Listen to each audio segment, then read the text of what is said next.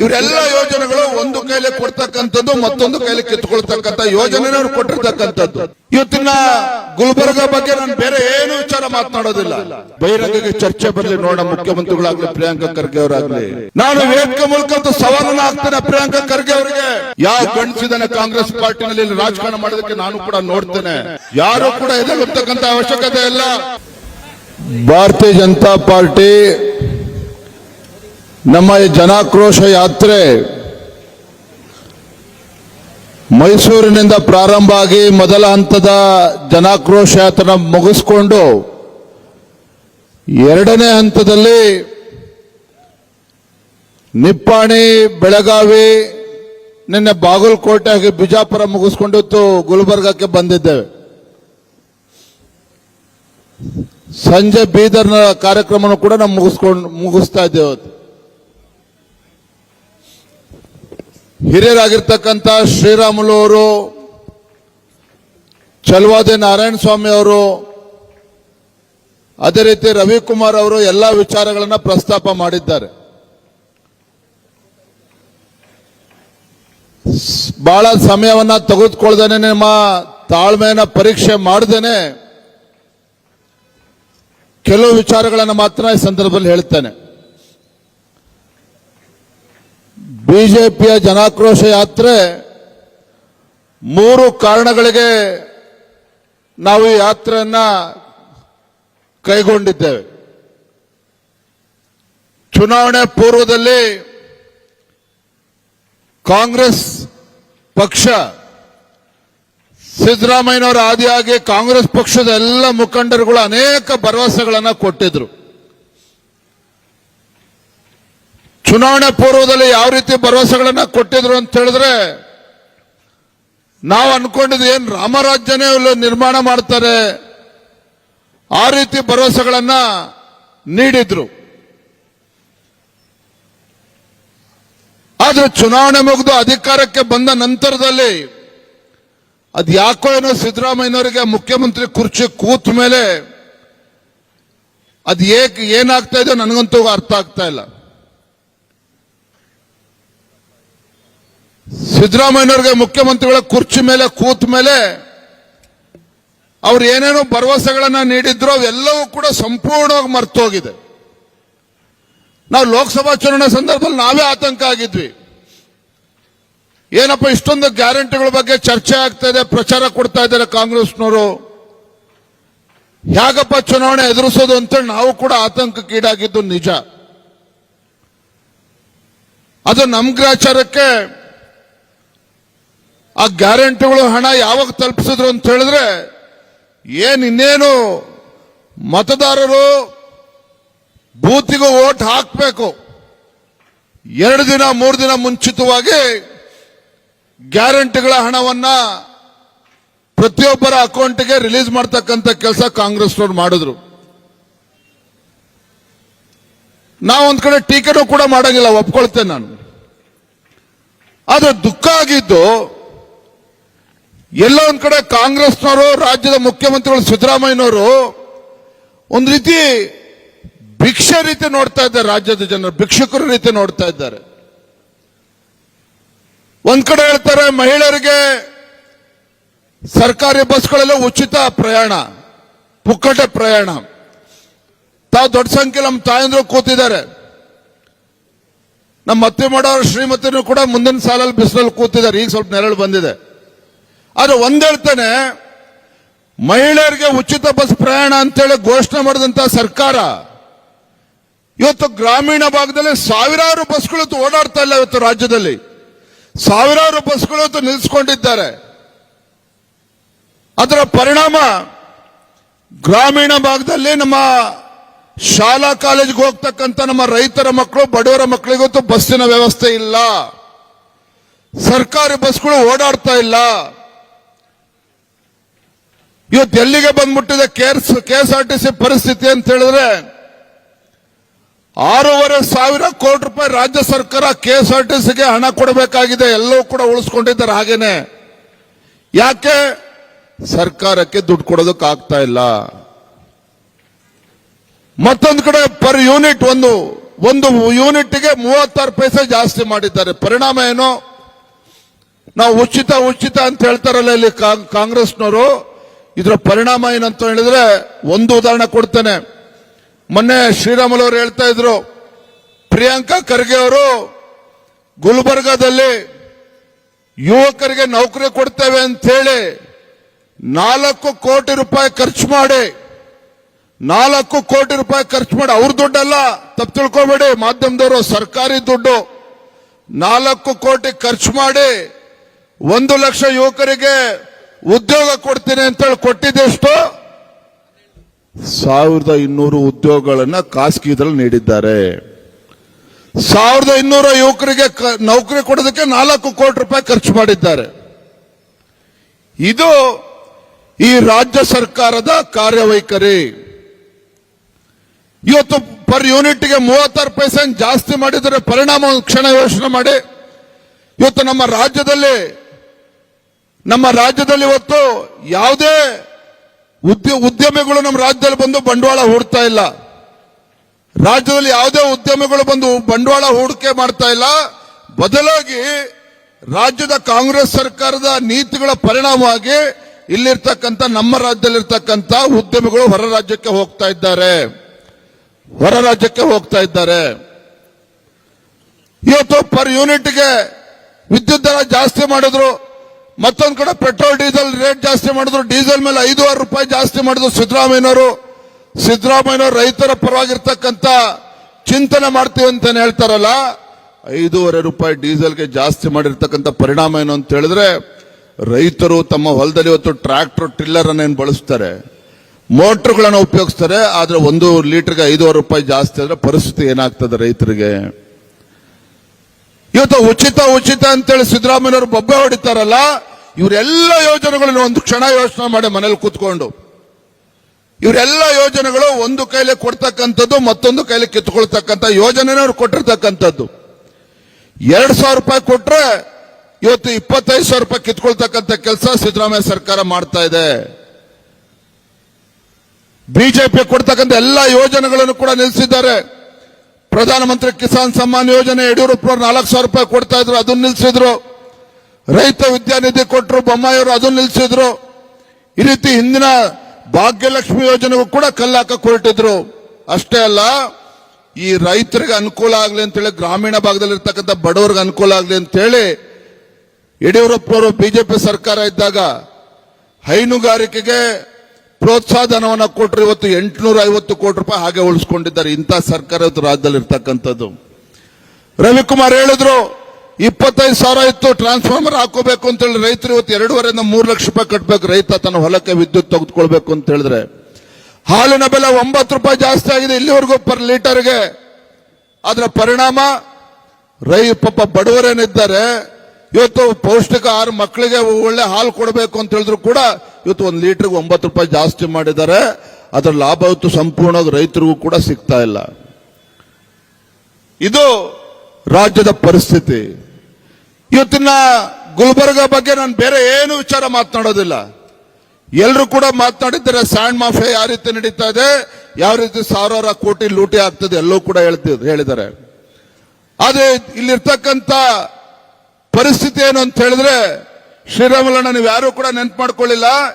ಇಲ್ಲಿ ಆತ್ಮಹತ್ಯೆ ಮಾಡ್ಕೊಳ್ಳಿ, ಇಲ್ಲಿರ್ತಕ್ಕಂಥ ರಾಜಕೀಯ ಪುಡಾರಿಗಳ ದಬ್ಬಾಳಿಕೆಯಿಂದ ಆತ್ಮಹತ್ಯೆ ಮಾಡಿಕೊಂಡ್ರೆ, ಯಾರಿಗಾರು ಅನ್ಯಾಯ ಆಗಿ ಅಧಿಕಾರಿಗಳು ಆತ್ಮಹತ್ಯೆ ಮಾಡಿಕೊಂಡ್ರೆ, ಇನ್ಯಾರು ಆತ್ಮಹತ್ಯೆ ಮಾಡ್ಕೊಂಡ್ರೆ ಒಂದು ರೇಟೇ ಫಿಕ್ಸ್ ಮಾಡಿಬಿಟ್ಟಿದ್ರೆ 10 ಲಕ್ಷ ರೂಪಾಯಿ. 10 ಲಕ್ಷ ರೂಪಾಯಿ ಅಂದ್ರೆ ಒಂದು ಜೀವದ ಬೆಲೆ 10 ಲಕ್ಷ ರೂಪಾಯಿಗೆ ಇಳಿಸಿದ್ದಾರೆ ಇಲ್ಲಿರ್ತಕ್ಕಂಥ ಮೂರ್ಖ ರಾಜಕಾರಣಿಗಳು ಏನಿದ್ದಾರೆ, ಒಂದು ಜೀವಕ್ಕೆ 10 ಲಕ್ಷ ರೂಪಾಯಿ ಬೆಲೆ ಕಟ್ತಕ್ಕಂಥ ಕೆಲಸ ಮಾಡಿದ್ದಾರೆ. ಇಂಥ ನಿಚ್ಚ ರಾಜಕಾರಣಿಗಳು, ಇಂಥ ನೀಚಕೆಟ್ಟಂತ ರಾಜಕಾರಣಿಗಳು ಈ ಭಾಗದಲ್ಲಿ ರಾಜಕಾರಣ ಮಾಡಬೇಕು. ಒಂದು ಕ್ಷಣ ತಾವು ಯೋಚನೆ ಮಾಡಬೇಕು. ಸಚಿನ್ ಪಾಂಚಾಳ್ ಪರಿಸ್ಥಿತಿ ಏನಾಯ್ತು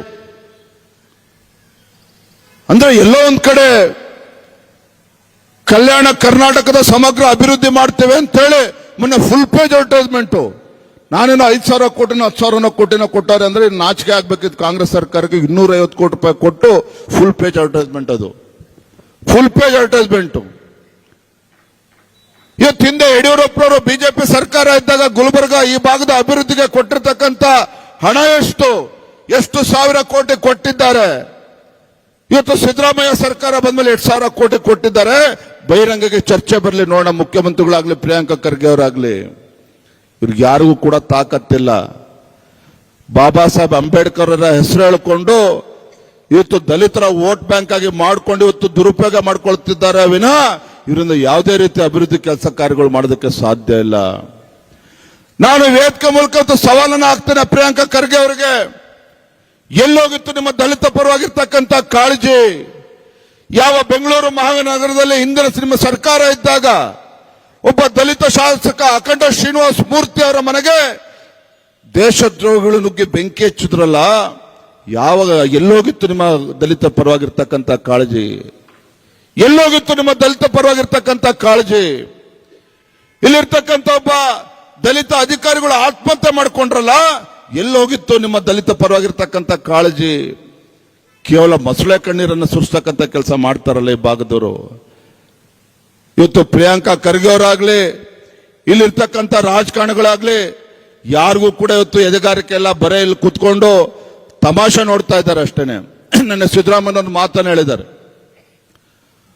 ಅವರ ಅಧಿಕಾರದ ಅವಧಿಯಲ್ಲಿ ಹೊಸ ಅನುಭವ ಮಂಟಪವನ್ನು ನಿರ್ಮಾಣ ಮಾಡ್ತೇನೆ ಅಂತೇಳಿ ನಮ್ಮ ಮುಖ್ಯಮಂತ್ರಿಗಳು, ರಾಜ್ಯದ ಮುಖ್ಯಮಂತ್ರಿಗಳು ಹೇಳಿದ್ದಾರೆ. ಬಹುಶಃ ಕರ್ನಾಟಕ ರಾಜ್ಯದಲ್ಲಿ ಆ ಮುಖ್ಯಮಂತ್ರಿ ಸ್ಥಾನದ ಗೌರವನ ಕಳೆದಿರ್ತಕ್ಕಂಥ ಮುಖ್ಯಮಂತ್ರಿಗಳು ಯಾರು ಇದ್ರೆ ಸಿದ್ದರಾಮಯ್ಯನವರು. ಇವತ್ತು ಅನುಭವ ಮಂಟಪದ ಬಗ್ಗೆ ಮಾತನಾಡ್ತಕ್ಕಂಥ ಯಾವುದೇ ಯೋಗ್ಯತೆಯನ್ನೇ ರಾಜ್ಯದ ಮುಖ್ಯಮಂತ್ರಿಗಳು ಉಳಿಸ್ಕೊಂಡಿಲ್ಲ. 12ನೇ ಶತಮಾನದ ಅಣ್ಣ ಬಸವಣ್ಣನವರು ಸಮಾಜದ ನಿರ್ಮಾಣದ ಕನಸನ್ನ ಕಂಡಿದ್ರು. ಸಮಾಜದ ನಿರ್ಮಾಣವನ್ನ ಕನಸನ್ನ ಕಂಡಿದ್ರು. ನೀವೇನ್ ಮಾಡಿದ್ರಿ ಸಿದ್ದರಾಮಯ್ಯನವರೇ? ರಾಜ್ಯದಲ್ಲಿ ಮತ್ತೆ ಕಾಂಗ್ರೆಸ್ ಪಕ್ಷ ಅಧಿಕಾರಕ್ಕೆ ಬರೋದಕ್ಕೆ ಸಾಧ್ಯ ಇಲ್ಲ, ತಾವು ಮುಖ್ಯಮಂತ್ರಿಗಳಾಗಿ ಮುಂದುವರೋದಕ್ಕೆ ಸಾಧ್ಯ ಇಲ್ಲ ಅಂತೇಳಿ ಮನವರಿಕೆ ಆದಾಗ ವೀರಶೈವ ಲಿಂಗಾಯತ ಪ್ರತ್ಯೇಕ ಧರ್ಮ ಅಂತೇಳಿ ಬೆಂಕಿ ಎತ್ತಕ್ಕಂಥ ಕೆಲಸ ಮಾಡ್ಲಿಲ್ವಾ ಸಿದ್ದರಾಮಯ್ಯನವರೇ? ವೀರಶೈವ ಲಿಂಗಾಯತ ಪ್ರತ್ಯೇಕ ಧರ್ಮ ಅಂತೇಳಿ ಬೆಂಕಿ ಎತ್ತಕ್ಕಂಥ ಕೆಲಸ ಮಾಡ್ಲಿಲ್ವ ನೀವು? ಪರಿಣಾಮ ಏನಾಯ್ತು? ರಾಜ್ಯದಲ್ಲಿ ಕಾಂಗ್ರೆಸ್ ಸರ್ಕಾರ ಅಧಿಕಾರದಿಂದ ಕಳ್ಕೊಳ್ತು. ಇವತ್ತೇನ್ ಮಾಡಕ್ ಹೊರಟಿದ್ರೆ, ಇನ್ನೇನು ಇವ್ರ ಅಧಿಕಾರ ಅವಧಿ ಪೂರ್ಣ ಆಗ್ತಿದೆ ಅಂತ ಹೇಳಿ ಅಧಿಕಾರ ಯಾವನಿಗೆ ಬಿಟ್ಕೊಡ್ತೀರೋ, ಯಾರಿಗೆ ಬಿಟ್ಕೊಡ್ತೀರೋ, ಯಾವ ಬಿಟ್ಕೊಡ್ತೀರೋ ನಮಗೆ ಸಂಬಂಧ ಇಲ್ಲ, ಆದ್ರೆ ಅಧಿಕಾರ ಬಿಟ್ಕೊಡ್ತಕ್ಕಂಥ ದಿನಗಳು ಹತ್ರ ಬಂದಿದೆ ಅಂತ ಹೇಳಿ ಇವತ್ತು ಜಾತಿ ಜನಗಣತಿ ಅಂತೇಳಿ ಎಲ್ಲಾ ಸಮುದಾಯಗಳ ಮಧ್ಯೆ ಬೆಂಕಿ ಹಚ್ಚಕ್ಕೆ ಹೊರಟಿದ್ದೀರಿ. ಮುಸಲ್ಮಾನರ ಓಲೈಕೆ ರಾಜಕಾರಣ ಮಾಡೋದಕ್ಕೋಗಿ ಹಿಂದೂಗಳಿಗೆ ಅಪಮಾನ ಮಾಡ್ತಕ್ಕಂಥ ಕೆಲಸ ಮಾಡ್ತಾ ಇದ್ದೀರಿ. ಇವತ್ತು ನಿಮ್ಮ ಸರ್ಕಾರ, ಕಾಂಗ್ರೆಸ್ ಸರ್ಕಾರ ಬಂದ್ಮೇಲೆ, ಸಿದ್ದರಾಮಯ್ಯನವರು ಮುಖ್ಯಮಂತ್ರಿಗಳಾದ್ಮೇಲೆ ಅತಿ ಹೆಚ್ಚು ಲವ್ ಜಿಹಾದ್ ಪ್ರಕರಣಗಳು ಇವತ್ತು ನಮ್ಮ ರಾಜ್ಯದಲ್ಲಿ ನಡೀತಾ ಇದೆ. ಗೋ ಹತ್ಯೆ ಪ್ರಕರಣಗಳು ನಡೀತಾ ಇದೆ. ಇಷ್ಟಾದ್ರೂ ಸಹ ಇವತ್ತು ಮುಸಲ್ಮಾನರ ಹೆಣ್ಮಕ್ಳಿಗೆ ಆತ್ಮರಕ್ಷಣೆಗೋಸ್ಕರ ಬಜೆಟ್ ಅಲ್ಲಿ ಹಣವನ್ನ ನೀಡುತ್ತಾರೆ ಸಿದ್ದರಾಮಯ್ಯನವರು. ಇವತ್ತು ಲವ್ ಜಿಹಾದಿಗೆ ಇವತ್ತು ಪ್ರಾಣ ಕಳ್ಕೊಳ್ತಿರ್ತಕ್ಕಂಥ, ಜೀವನ ಹಾಳು ಮಾಡ್ಕೊಳ್ತಾ ಇರ್ತಕ್ಕಂಥದ್ದು ಹಿಂದೂ ಹೆಣ್ಮಕ್ಳು ಸಿದ್ದರಾಮಯ್ಯನವರೇ, ಮುಸಲ್ಮಾನರ ಹೆಣ್ಮಕ್ಳಲ್ಲ. ಇಂಥ ಕನಿಷ್ಠ ವಿಚಾರಗಳು ಕೂಡ ರಾಜ್ಯದ ಮುಖ್ಯಮಂತ್ರಿಗೆ ಅರ್ಥ ಆಗ್ತಾ ಇಲ್ವಲ್ಲ ಅಂತ ಹೇಳಿದ್ರೆ, ಇಂಥ ಲಜ್ಜೆಗೆಟ್ಟ ಮುಖ್ಯಮಂತ್ರಿಯನ್ನ ಪಡೆದಿರ್ತಕ್ಕಂಥ ನಾವೇ ದುರ್ದೈವರು. ಇವತ್ತು ರಾಜ್ಯದ ಜನ ನಾವೇ ದುರ್ದೈವರು. ಇವತ್ತು ಇವರೇನೋ ಬರ್ತಾರೆ, ಬೆಂಕಿ ಹಚ್ತಾರೆ, ಹೋಗ್ತಾರೆ. ನಾ ಹಾಗಾಗಿ ನನ್ನ ಬಿಜಾಪುರದಲ್ಲಿ ಹೇಳಿದೆ, ಮಾನ್ಯ ಸಿದ್ದರಾಮಯ್ಯನವರೇ, ಮುಖ್ಯಮಂತ್ರಿ ಸ್ಥಾನದಲ್ಲಿ ಎಷ್ಟು ವರ್ಷಗಳು ತಾವು ಕೂರ್ತೀರಿ ಅನ್ನೋದು ಮುಖ್ಯ ಅಲ್ಲ, ಮುಖ್ಯಮಂತ್ರಿ ಕುರ್ಚಿಲ್ ಕೂತು ಏನ್ ಮಾಡಿದಿರಿ? ರೈತರ ಕಣ್ಣೀರು ಒರೆಸ್ತಕ್ಕಂಥ ಕೆಲಸ ಮಾಡಿದಿರ? ಬಡವರ ಕಣ್ಣೀರು ಒರೆಸ್ತಕ್ಕಂಥ ಕೆಲಸ ಮಾಡಿದ್ರ? ಎಲ್ಲ ಸಮುದಾಯಗಳಿಗೆ ನ್ಯಾಯ ಕೊಡ್ತಕ್ಕಂಥ ಕೆಲಸ ಮಾಡಿದ್ರ? ಇವ್ರ ಯೋಗ್ಯತೆಗೆ ಏನೂ ಕೂಡ ಮಾಡೋದಕ್ಕಾಗಿಲ್ಲ ಕಾಂಗ್ರೆಸ್ ಸರ್ಕಾರದವ್ರಿಗೆ. ಗ್ಯಾರಂಟಿ ಅಂತ ಹೇಳ್ಕೊಂಡು ಇವತ್ತು ಎಲ್ಲ ಸಮುದಾಯಗಳಿಗೆ ಅನ್ಯಾಯ ಮಾಡ್ತಕ್ಕಂಥ ಕೆಲಸ ಮಾಡ್ತಾ ಇದ್ದಾರೆ. ಬೆಲೆ ಏರಿಕೆ ಪರಿಣಾಮವಾಗಿ ಇವತ್ತು ರೈತರು ಕಂಗಾಲಾಗಿದ್ದಾರೆ, ಬಡವರು ಇವತ್ತು ಕಂಗಾಲಾಗಿದ್ದಾರೆ. ಇಂಥ ಬಡವರ ವಿರೋಧಿ, ರೈತ ವಿರೋಧಿ ಕಾಂಗ್ರೆಸ್ ಸರ್ಕಾರವನ್ನ ಬುಡ ಸಮೇತ ಕಿತ್ತಾಕ್ತಕ್ಕಂಥ ಕೆಲಸವನ್ನ ಮುಂದಿನ ದಿನಗಳಲ್ಲಿ ಭಾರತೀಯ ಜನತಾ ಪಾರ್ಟಿ ನಮ್ಮ ಕಾರ್ಯಕರ್ತರು ಮಾಡಬೇಕಾಗಿದೆ. ನಾನಿವತ್ತು ದಯವಿಟ್ಟು ಯಾರು ಕೂಡ ಅನ್ಯತಾ ಭಾವಿಸಬೇಡಿ. ವೇದಿಕೆಯಲ್ಲಿ ಇರ್ತಕ್ಕಂಥ ಎಲ್ಲ ಮುಖಂಡರಿಗೆ ಹೇಳ್ತಾನೆ, ಯಾರು ಹೆಸರು ಹೇಳೋದಕ್ಕೆ ಹೋಗೋದಿಲ್ಲ.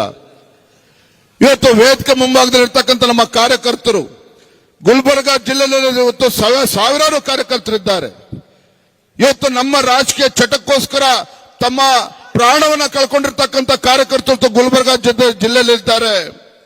ಕಾಂಗ್ರೆಸ್ಸಿನ ಹಲ್ಕಟ್ ರಾಜಕಾರಣಕ್ಕೆ ಇವತ್ತು ಅನೇಕ ಹಿಂದೂ ಕಾರ್ಯಕರ್ತರು ಬಲಿಯಾಗಿರ್ತಕ್ಕಂಥವ್ರು ಗುಲ್ಬರ್ಗಾ ಜಿಲ್ಲೆಯಲ್ಲಿದ್ದಾರೆ. ಅವರ ಪ್ರಾಣಕ್ಕೆ ಬೆಲೆ ಇದೆ, ಅವರ ಪ್ರಾಣಕ್ಕೆ ಬೆಲೆ ಇದೆ.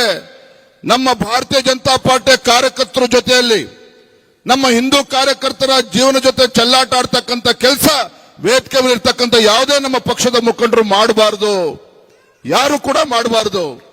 ಬಹಳ ನೋವಿನಿಂದ ಮಾತನ್ನ ಹೇಳ್ತಾ ಇದ್ದೇನೆ, ಬಹಳ ನೋವಿನಿಂದ ಮಾತನ್ನ ಹೇಳ್ತಾ ಇದ್ದೇನೆ. ಇವತ್ತು ಭಾರತೀಯ ಜನತಾ ಪಾರ್ಟಿ ಕರ್ನಾಟಕ ರಾಜ್ಯದಲ್ಲಿ ಇಷ್ಟು ಭದ್ರ ಬುನಾದಿ ಸಿಕ್ಕಿದೆ ಅಂತ ಹೇಳಿದ್ರೆ ನಮ್ಮ ಕರ್ನಾಟಕ ರಾಜ್ಯದಲ್ಲಿ ಇರ್ತಕ್ಕಂಥ ಲಕ್ಷಾಂತರ ಕಾರ್ಯಕರ್ತರು ತಮ್ಮ ಪ್ರಾಣದ ಹಂಗನ್ನು ಕೂಡ ಲೆಕ್ಕಿಸದೆ ತನು ಮನ ಧನ ಎಲ್ಲವನ್ನು ಕೂಡ ಅರ್ಪಿಸಿ ಇವತ್ತು ಭಾರತೀಯ ಜನತಾ ಪಾರ್ಟಿಗೆ ಭದ್ರ ಬುನಾದಿಯನ್ನು ಹಾಕ್ತಕ್ಕಂಥ ಕೆಲಸ ಮಾಡಿದ್ದಾರೆ. ಅಂತ ದೇವದುರ್ವಾಗಿರ್ತಕ್ಕಂಥ ಕಾರ್ಯಕರ್ತರಿಗೆ ಅಪಮಾನ ಆಗದ ರೀತಿಯಲ್ಲಿ ನಾವಿತ್ತು ಒಗ್ಗಟ್ಟಾಗಿ ಒಂದಾಗಿ ಇವತ್ತು ಪಕ್ಷ ಸಂಘಟನೆ ಮಾಡಬೇಕಾಗಿದೆ. ಗುಲ್ಬರ್ಗಾ ಜಿಲ್ಲೆಯಲ್ಲಿ ವಿಶೇಷವಾಗಿ ಇವತ್ತು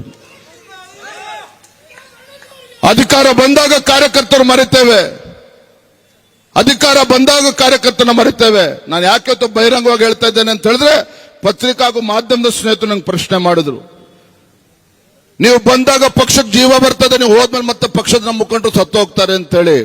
ಹಾಗಾಗಿ ಎಲ್ಲರೂ ಕೂಡ ಕೈ ಜೋಡಿಸಿ ಪ್ರಾರ್ಥನೆ ಮಾಡ್ತಾನೆ, ಜಿಲ್ಲೆಯ ಅಧ್ಯಕ್ಷರಾಗಿ ಎಲ್ಲರೂ ಕೂಡ ವಿನಂತಿ ಮಾಡ್ತಾನೆ, ಆಗ್ರಹವನ್ನು ಕೂಡ ಮಾಡ್ತಾನೆ.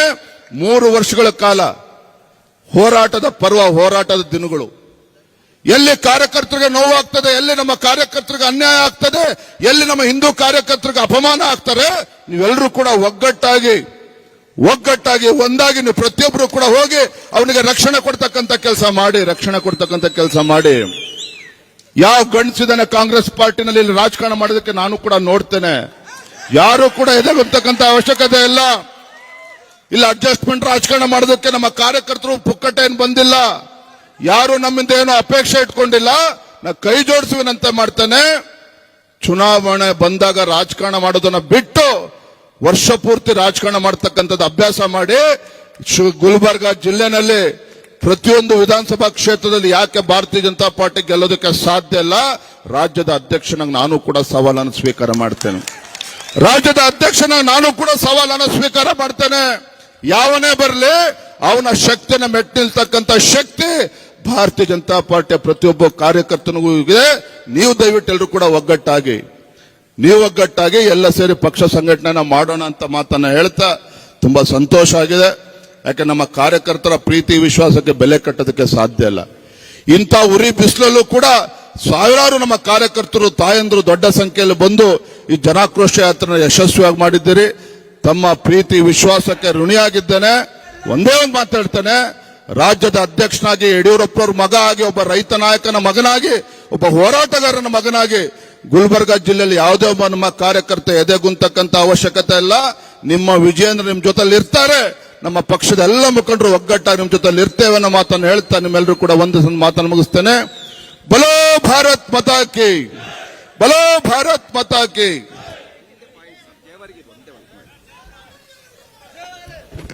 ಒಂದೇ ಪಾಯಿಂಟ್ ಹಂಗೇ ಇರಿ. ಜೇವರ್ಗಿನಲ್ಲಿ ಏನು ಫೆಬ್ರವರಿ 12ನೇ ತಾರೀಕು ಎಲೆಕ್ಷನ್ ನಡೀತು. ಆ ಸಂದರ್ಭದಲ್ಲಿ ಬಿಜೆಪಿ ಬೆಂಬಲಿತ ಇಬ್ರು ನಮ್ಮ ಸದಸ್ಯರನ್ನ ಪೊಲೀಸರೇ ಅಪಹರಣ ಮಾಡ್ಕೊಂಡು ಹೋಗ್ತಾರೆ. ಪೊಲೀಸರೇ ಅಪಹರಣ ಮಾಡ್ಕೊಂಡು ಹೋಗ್ಬಿಟ್ಟು ಜೆಡಿಎಸ್ ಗೆಲ್ಲೋ ತರ ಮಾಡ್ತಾರೆ, ತೊಂದರೆ ಇಲ್ಲ. ಆದ್ರೆ ಪೊಲೀಸರೇ ನಮ್ಮ ಇಬ್ರು ಪುರಸಭಾ ಸದಸ್ಯರನ್ನ ಅಪಹರಿಸ್ಕೊಂಡು ಹೋಗಿ ಮಾಡೋ ರೀತಿನಲ್ಲಿ ಏನ್ ಮಾಡಿದ್ದಾರೆ, ಇದಕ್ಕೆ ಧಿಕ್ಕಾರವನ್ನು ಹೇಳೋದಕ್ಕೆ ಬಯಸ್ತೇನೆ. ನಾವು ಇದನ್ನ ಖಂಡಿಸ್ತೇವೆ. ಧನ್ಯವಾದಗಳು. ಈಗ ಕಾರ್ಯಕ್ರಮದ ಕೊನೆಯ ಘಟ್ಟ ವಂದನಾರ್ಪಣೆಯನ್ನು ಶಿವಯೋಗಿ ನಾಗನಹಳ್ಳಿ ಅವರು ನಡೆಸಿಕೊಡಬೇಕಾಗಿ ವಿನಂತಿ. ಹೆಚ್ಚಿನ ವಿಡಿಯೋಗಳಿಗೆ ಪ್ರತಿಧ್ವನಿ ಯೂಟ್ಯೂಬ್ ಚಾನೆಲ್ ಸಬ್ಸ್ಕ್ರೈಬ್ ಮಾಡಿ, ಬೆಲ್ ಐಕಾನ್ ಕ್ಲಿಕ್ ಮಾಡಿ.